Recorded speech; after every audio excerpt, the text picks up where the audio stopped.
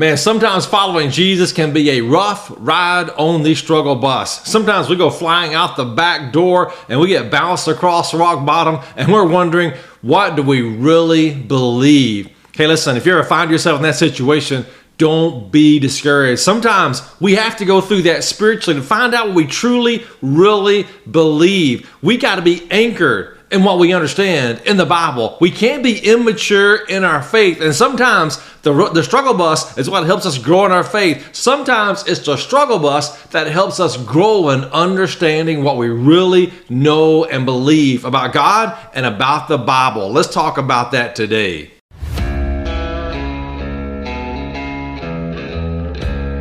Welcome to my verse-by-verse study through the book of Ephesians. Here at Elevated Reflections, we go verse by verse, chapter by chapter, book by book through the Bible because every word in the Bible matters. Hey, listen, I am very interested in helping you grow deeper into your identity in Christ and understanding your kingdom purpose in your generation. So if you're interested in that, you came to the right place today. Man, today we're in Ephesians chapter 4, verses 13 and 14. And the Apostle Paul has helped us understand something, the value of spiritual maturity. And man, we live in a world that is filled up with deception.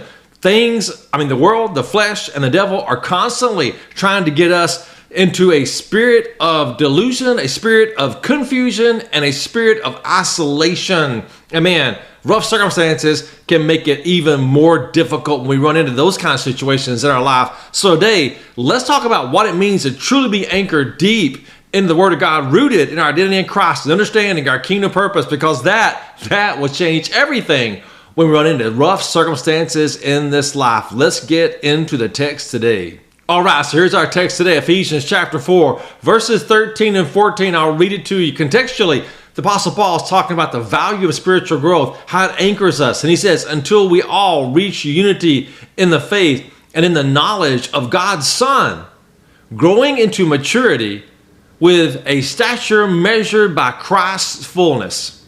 Verse 14, then we will no longer be little children, tossed by the waves and blown around by every wind of teaching, by human cunning with cleverness and techniques of deceit. Let's break that down now. All right, so here's our first point we're going to look at in this text. Until we all reach unity in faith. Now remember this, the Apostle Paul is talking about, he's got Gentile and Jewish believers coming together in the church. Man, they are struggling over this because the Jews have always been taught to separate away from the Gentiles. The Gentiles are bad, stay away from them, they're unclean, impure, all that kind of stuff.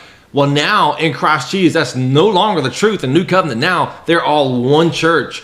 The Jews were expected to have two different churches. Remember that? So the contextually, that's what he's saying now. Look at this. Until we all reach, all of us, everyone, Jew, Gentile, everyone, reach unity in the faith and in the knowledge of God's Son, growing into maturity. Nothing ever grows in comfort in the kingdom of God. We talk about growing spiritually, that's not going to be comfortable. It's going to take hard work. Just like growing a muscle, the muscle grows through proper nutrition and resistance. Your muscles have got to have resistance. If your muscles do not have resistance, they will atrophy and they will grow weak and they will disintegrate into nothing. The same principle is true for your spiritual life. I hate to be the one to break this to you, dear friend, but God's goal in you is not comfort. Some reason here in America, we have got the blessings of God. We think the blessings of God equal comfort. I don't know where we ever got that. That's not in the Bible. The Bible says just the opposite. Deny ourselves, die to ourselves, take up our cross, follow Him. I'm crucified with Christ. Nothing about comfort. So nothing grows in comfort in the kingdom. So understand that. You're not seeking after comfort. You're seeking after growth. Hey, that's why you're watching this. Listen to this podcast, whatever it may be. Man, you're trying to dig in.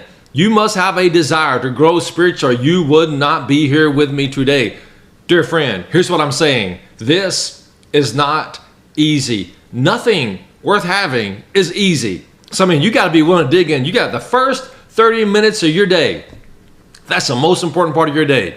That first 30 minutes, if you spend that 30 minutes praying, reading your Bible, listening to this, studying, digging deep, man, that will change your life, dear friend. Okay, so the second point we'll look at here in our text is with a stature measured by Christ's fullness. That's 13, verse 13. And the drift warning right here is what we're going to look at. Because, man, listen, We are all in danger of drifting spiritually if we are not connected, anchored in Christ Jesus, and connected to the body of Christ. Man, that's very important. I've got a group of men that I meet with weekly. 5 men that come to my house every Thursday night. We spend about 4 to 5 hours just talking to each other, praying with one another, encouraging one another, challenging one another. Man, that has been life-changing and life-giving to us. We talk about it this way. It's like drifting, man. I mean, like, you ever been on a floaty at the beach? And like you're floating out there by yourself, you're doing nothing. All you got to do to drift is do nothing. You do nothing, and man, you're still in that floaty. You feel like you're in the same place you always were, but all of a sudden, the beach grows distance, and you look up and you realize that you drifted away from where you were, far away. The voices are distant away. That's the same thing that happens to us spiritually when we do nothing. But the safe thing is you can lay back on that floaty, close your eyes, and relax. And if you're there, anchored in with other people, tied in with other people, I should say, when you start to drift, they can reach out, grab that floaty, lovingly pull it back in. Hey, you're drifting away. Stay here close with us. Watch out. That's what we do with one another. We'll say, hey, we say, I'm gonna lovingly grab your floaty, brother, and pull you back in. You're thinking the wrong way. You're aligning with the kingdom of this world. You're thinking false things about your wife, your children, your friends, your brothers, whatever it may be. I mean, we lovingly grab the floaties and pull each other back in and say, you can't be drifting. We're going to make sure you don't drift away from God. You're staying anchored in Christ, and you're staying tied in with us, and this is where you find safety. Now I realize that kind of community is not easy. You've got to be willing to dig in. You've got to be willing to sacrifice. You've got to be willing to invest in other people's lives, and you've got to be willing to be hurt, to get hurt in doing that, because it is inevitable. That will happen. But in the end, it's all worth it. Did we just say that nothing comes easy here? That nothing grows in comfort, and everything worth having is going to be hard and difficult. Okay, so our third point we look at here is then we will no longer be little children, tossed by the waves and blown around by every wind of teaching. The third point is don't get played. Hey, none of us want to be taken advantage of. None of us want to be deceived by someone else. The problem is, they say, hey, if I'm going into a church or I'm going into a culture where someone's teaching me the Bible and I don't know very much about the Bible, then I'm at their mercy. It's kind of like if I don't know anything about my car and I'm taking my car into a mechanic and I'm going to have that mechanic repair my car, my automobile, and he says, hey, it's not just this problem. You got this, this, and this. And what I thought was going to be $100 is going to end up being $5,000. Man, do I trust that mechanic? Is he really going to tell me the truth? Is he really trying to help me? Is he just trying to make money off me? Well, you know, that's the problem we run into a church.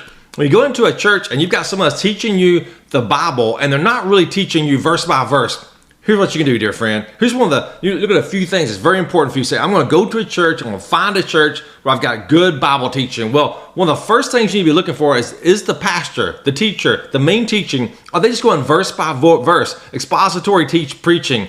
Are they just trying to be faithful to the text? Or are they more interested in building a kingdom to themselves? Are they more interested in entertaining people? Are they more interested in a lot of people sitting in the seats within the four walls of that church? Well, if that's their goals, man, that's a dangerous spot for you to be, because then, I mean, it's not the thing. Sometimes it's not even that they're intentional about that. Sometimes they get too focused on building this kingdom, you know, having a lot of numbers because that's going to reflect on them. They'll keep their job. You know what I mean? There's so many trappings in that. I would say this, though.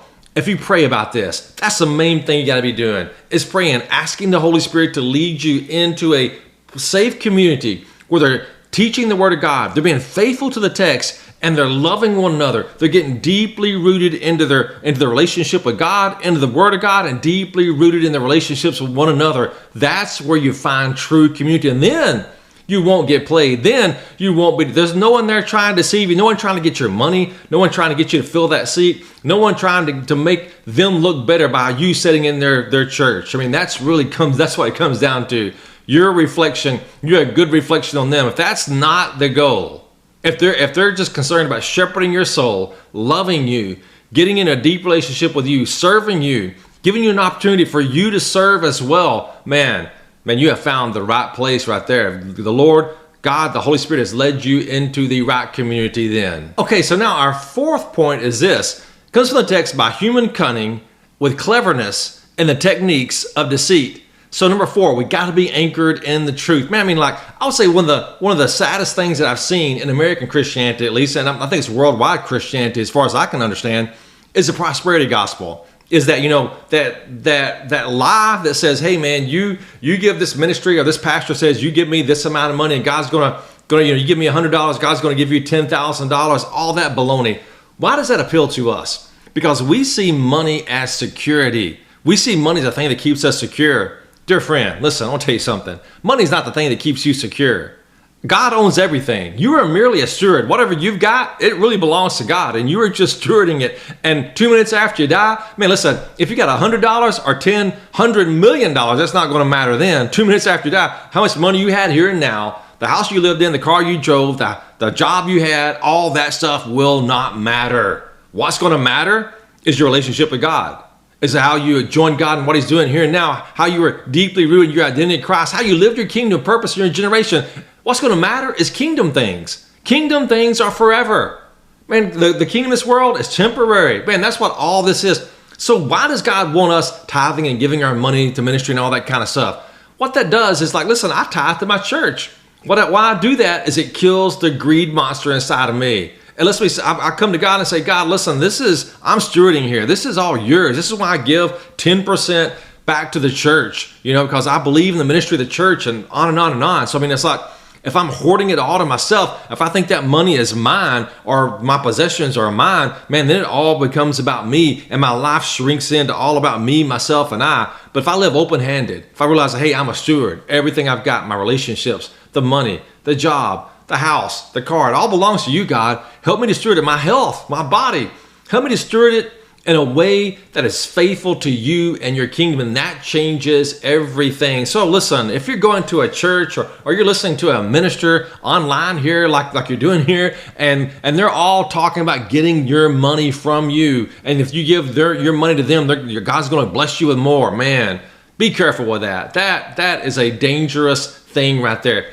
Whenever, I've heard this many times, if you've been in church very much, you've heard the same illustration. Must be true then, because they said when they're training bank tellers and people to handle money and to recognize counterfeit money, what they did is they give them a genuine money, and they handle that hour in, hour out, every single day, day after day after day after day, without ever seeing a single counterfeit bill.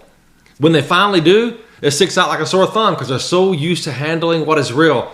That's why you got to be getting into the Word of God, dear friend. That's why you got to be praying for the Holy Spirit to illuminate it, to help you understand the truth, the Word of God. That's why you've got to be digging in. So then, when you hear the counterfeit, man, something the Holy Spirit's going to alert you. This isn't right. This isn't what you've been hearing and reading and listening to and studying. This does not align. Hey, remember this. Drifting is easy. All you got to do is do nothing, and you just drift. Man, and then, your mind, your flesh, your heart, the Bible says is desperately wicked, will be telling you all these lies about church and about God and about all this, and then you just kind of become your own God. Man, that's the danger of drifting. So hard work, do the hard work, dear friend, of digging in the Word of God, digging into prayer, digging into community, knitting in with other believers. That's the most valuable thing you ever do. People that love you, that want to serve you, that want to join you in you being deeply rooted in your identity in Christ and living out your kingdom purpose in your generation.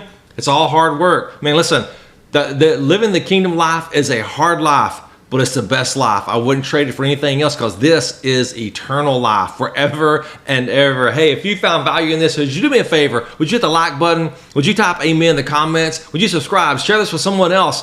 Rate the podcast. Whatever you do there, that would be a massive encouragement to me. Thank you. Blessings to you, dear friend.